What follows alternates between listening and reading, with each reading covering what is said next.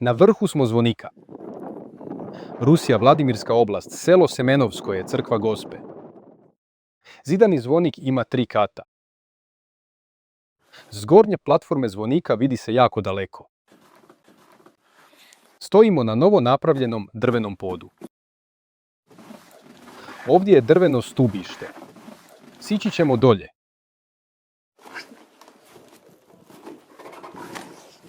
Silazimo novim drvenim stepenicama.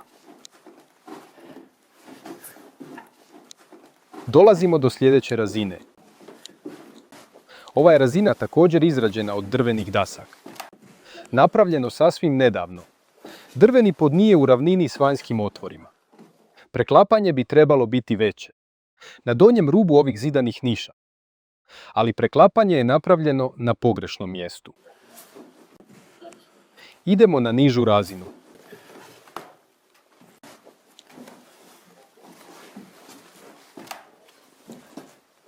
Opet vidimo drvene podove. Ispod je drveni pod, a na vrhu je drveni strop. Oba drvena poda napravljena su nedavno. Ni traga stubištu od opeke.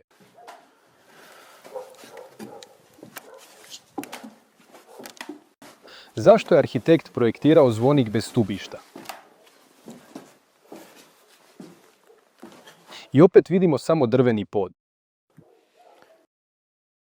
Nema znakova da je ovdje bio svod od opeke.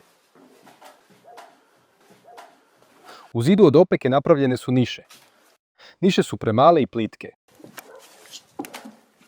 Neće biti pouzdanog pričvršćivanja za grede. Idemo dolje. Opet uz drvene stepenice. Vrlo strme stepenice. Nezgodno je ići gore i niz takve stepenice. Sišli smo s neba na zemlju. Drvene grede položene su krivo, pod kutom. Je li to doista bilo predviđeno tijekom izgradnje? Zvonik ima 4 novoizrađena drvena paluba. U isto vrijeme ni jedan strop od opeke. Nema ni predviđenog stubišta do vrha. Zašto u ruskom zvoniku nije bilo stropova i stepenica između katova? Jesu li graditelji upravo zaboravili? Ili je tako bilo zamišljeno?